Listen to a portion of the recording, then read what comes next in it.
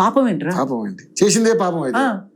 అంటే ఇదే మగాడైతే చూపిస్తారు, వాళ్ళిద్దరికి మాస్క్ లేకుండా చూపిస్తారు, ఇదో వీళ్ళే ఈ దరిద్రులే ఈ రాక్షసులు మృగాళ్ళే, వాళ్ళు ఎదవలే, నేను కాదన్ను.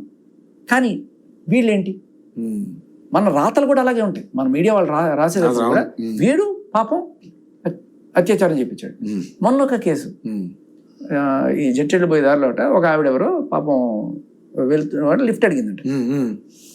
లిఫ్ట్ అడిగితే అది తీసుకుని వెళ్ళి ఆవిడని ఎక్కడో తీసుకెళ్ళి దారిలో అత్యాచారం చేశారని ఆవిడ కేసు పెడుతుంది. ఆవిడ లిఫ్ట్ ఎవరిని అడిగింది తెలుసా, ఆల్రెడీ ఇద్దరు వెళ్తున్నారు దాంట్లో, డబుల్స్ వెళ్తున్న మగాళ్ళని లిఫ్ట్ అడిగిందంట. అక్కడ స్పేస్ లేదు, వారు తీసుకున్నారు. అక్కడ స్పేస్ లేదు, వాళ్ళు తీసుకున్నారు. ఇది ఏంటి సార్ అంటే, ఇద్దరు మగాళ్ళు వెళ్తుంటే వాళ్ళ మధ్యలో నువ్వు కూర్చొని వెళ్ళి అసలు నిజంగా అదే. సరే ర్యాపిడోలు అంటే అది కూడా బుక్ చేసుకొని ఎవడో వచ్చి తీసుకెళ్తాడు తప్ప, ఎవడో వెళ్తున్నాడు కూడా బైక్ మీద ఒకళ్ళే కదా సార్ ఎక్కేది, ఎవరన్నా అదే కదా.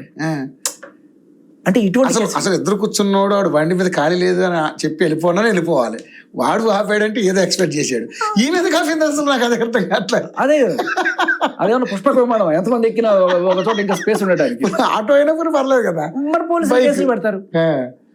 ఇది విచిత్రం, ఇది చాలా విచిత్రం కాదు, ఇలాంటి బోల్డ్. ఒక ఆవిడ మందు కొనుక్కోవడానికి వెళ్ళింది, ఏది జనరల్ గా వెళ్ళరు, ఎవరన్నా బాయ్ ఫ్రెండ్ ఎవరన్నా తెప్పించి కూడా జనరల్ గా తాగడమే పని. సరే మన కర్మకి నేను తాగుతా, ఇది నా స్వాతంత్రం అనుకుని సరే, కానీ సావండి తాగడానికి డైరెక్ట్ గా సిగ్గు లేకుండా షాప్కి వెళ్ళి అక్కడ వాళ్ళని డైరెక్ట్ గా అడిగింది. అది తీసుకుంది, మంది ఏదో తీసుకున్నప్పుడు పక్కన వాడు గెలికాడో లేకపోతే ఈవిడ మొత్తానికి ఏదో చిన్న పరిచయం, ఏంటి నాకు ఎవరు కంపెనీ లేరు వస్తారా, మా ఇల్లు ఇక్కడే పక్కనే, వాడు ఎవడో షెఫ్ అంట, నేను మీకు మంచి చికెన్ ఏదో వండి పెడతా ఏదో చెప్పాడు మొత్తానికి. వెంటనే తీసుకుని పోదాం అని చెప్పి వెళ్ళిపోయింది. మరి రాత్రి అక్కడే గడిపి పొద్దున్న వచ్చి ఇతను నన్ను అత్యాచారం చేశాడు. ఏంటి సార్ ఇది, మన పోలీసులు కేసులు పెడతారు. ఇది ఎక్కడో కాదు, మన గచ్చిపోలి. సూపర్ ఇది నిజంగా. అంటే వాళ్ళని నేను పోలీసులను కూడా తప్పు పట్టను, పోలీసులు ఇది చేస్తున్నారని చెప్పి తప్ప. చట్టం ఏంటంటే when a women walks in, no matter what, prostitute అయినా సరే, you don't have any choice. కాకపోతే ఇవాళ ఈ చట్టాలను చక్కగా వాడుకునే వాళ్ళు ఎవరంటే ప్రాస్టిట్యూట్లు, హనీ ట్రాపర్లు బ్రహ్మాండంగా వాడుకుంటారు. నిజం చెప్పాలంటే సంసార పక్షంగా ఉండేవాళ్ళు, ఇంట్లో ఉండేవాళ్ళు పోలీస్ స్టేషన్కి వెళ్ళాలని అనుకునేదే తక్కువ. అసలు ఊహే రాదు కదా సార్. వీళ్ళు పోలీస్ స్టేషన్కి వెళ్ళి రచ్చ చేసి ఎస్ఐల్ని సిఐల్ని పెడతావా లేదా, నేను చచ్చిపోతా వాళ్ళకి అలవాటు. How to make an FIR అనేది, ఎఫ్ఐఆర్ అయిన తర్వాత వీడి రిపర్కషన్స్ వస్తాయి, వీడి దగ్గర నుంచి ఎంతో కొంత సెటిల్ చేయొచ్చు అనేది. మీరు చూడండి, ఇవన్నీ కూడా ఫైనాన్షియల్ సెటిల్మెంట్ దగ్గరికి వెళ్తాయి. ఇప్పుడు ఇదేంటంటే ప్రాస్టిట్యూట్స్ ప్రొటెక్షన్ యాక్ట్ అని చెప్పుకోవచ్చు.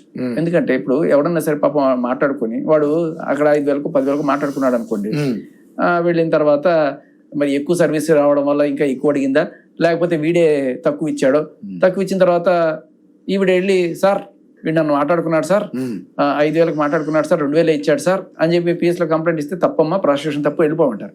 ఇప్పుడు డబ్బులు ఎట్లా వసూలు చేసుకోవాలి సార్, వీడు నన్ను అత్యాచారం చేశాడు సార్, అంటే నన్ను నమ్మించి మోసం చేసి తీసుకెళ్లాడు సార్, అంటే అత్యాచారం చేసినప్పుడు అప్పుడే ఫోన్ చేయాలి కదా, కూల్ డ్రింక్ లో మొత్తం మంది కలిపాడు సార్. రీసెంట్ గా మన ఇంజనీరింగ్ కాలేజ్ లో ఒక కుర్రాడు అదే కాలేజ్ అమ్మాయిని 1.5 సంవత్సరం నుంచి లవ్ చేస్తున్నాడు, ఓయలు గీయలు అన్ని తిరిగేసి 1.5 సంవత్సరం తర్వాత ఇతను నన్ను ప్రతిరోజు అత్యాచారం చేస్తున్నాడు, చాక్లెట్ లో మొత్తం మంది కలిపి. ఏంటి సార్ ఇది? మరి ప్రతిరోజు చేస్తున్నప్పుడు ఏ రోజు అన్ని గుర్తురాలేదా చెప్పాలని నేను డైరెక్ట్ గా PS లో సిఐ గారితో మాట్లాడే ప్రయత్నం చేశాను.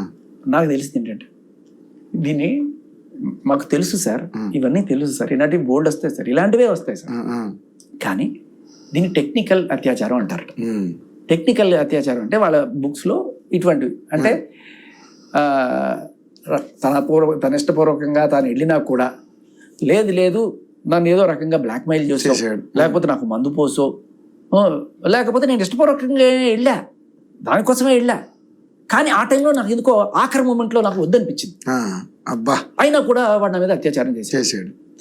సో ఇటువంటి ఏం చెప్పినా సరే మనం తీసుకొని కేసులు పెట్టాలి.